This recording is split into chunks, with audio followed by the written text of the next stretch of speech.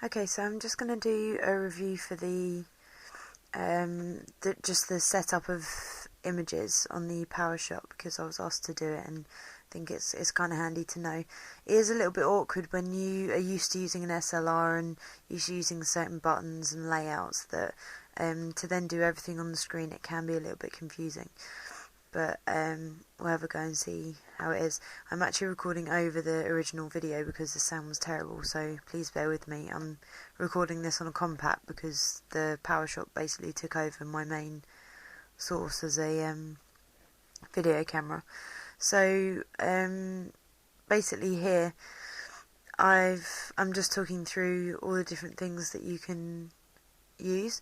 If you saw there the image flashed up on the screen, when you are on a manual setting you can't see any image come up. If you just press down the shutter button, you'll see what you're trying to take come up, and then you'll realise that your settings aren't right, and it will also tell you see there's a little -2 in red. That's telling you that you're underexposed and you need to change the settings in order to get that picture that's flashing up.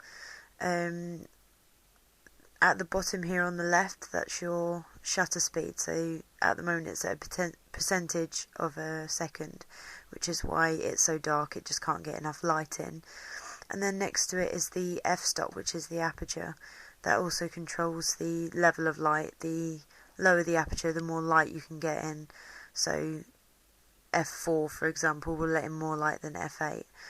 And then you've got your ISO, which also controls the amount of light. It's on this button here to the right of the wheel. And the higher the ISO, the more grainy the image, but it does help you in low light conditions to get the image light enough. So if we go ahead and press the ISO button, I was in a fairly lit room, so I just put it down to 400. You can judge it as you go as to what ISO you need. To change between the aperture and the the aperture and the shutter speed, you just press the top button on the wheel, which is the plus and minus, and it will let you select between the shutter speed and the aperture. You'll see two little green arrows appear on the one that you've got selected.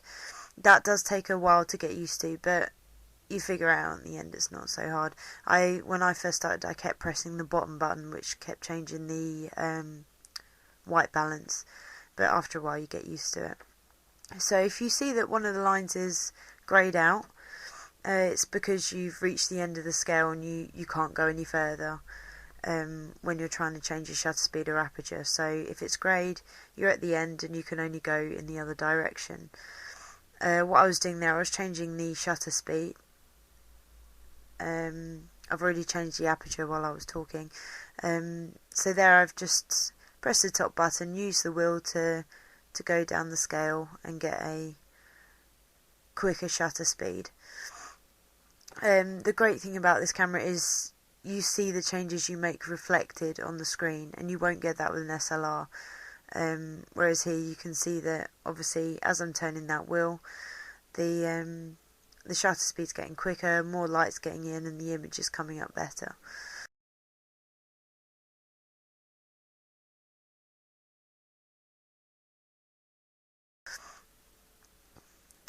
So what I'm doing at the moment here is I'm just testing out the settings that I've got.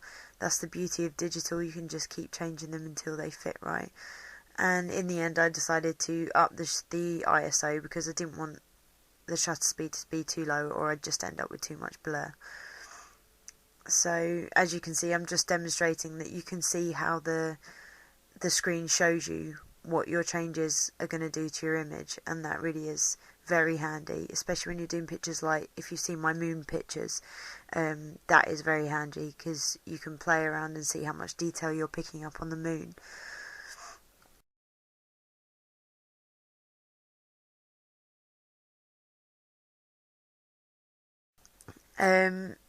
The next thing I wanted to tackle was the manual focus, because that was another question that was asked. The manual focus button is on the wheel. On the left hand side of the wheel is where the focus button is. I'm trying to get it in in focus on this silly compact camera that I took the video on. But it is there on the left side of the wheel. You can see a picture of a flower, which stands for the macro setting. That's the standard on most cameras. And then underneath it says MF, which is manual focus. So if you press that button, you get this menu that comes up. The far left of the menu is your macro. The middle is just for normal shooting. And then the right is for manual focus. I made a mistake there. The menu disappeared and I went on the wrong one. So we're back on manual focus. That box in the middle is the focus assist. It just zooms into one part of the image and it helps you do a sharper focus. And down the right side of the screen you can see a bar. That's telling you sort of how much you're focusing. It does take a while to get it moving, but you can see it moving there in response to what I'm doing. As much as it takes a while to do it, it is very handy that it doesn't just shoot up and down the bar, because it means that you can really mess around with the manual focus and get it as sharp as you need to. What I did there was I just blurred the label on the bananas. It just meant that I could show that you can manipulate the blur. Then I'm just zooming in to show that label is blurry. I will put these pictures on the video as well.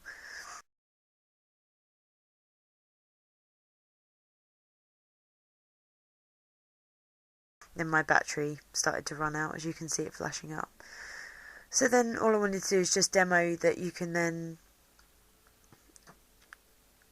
use the manual focus to get that label back in focus. So I've got focus assist on again. You can switch off focus assist, but I find that it helps. So I'm just turning the wheel and you'll hopefully see that the label starts to sharpen, and once it seems to be in the right place, just click the shutter. You'll take the picture and that focus assist will disappear when you're taking that picture. And then I just zoom into it again and you can see it's in focus.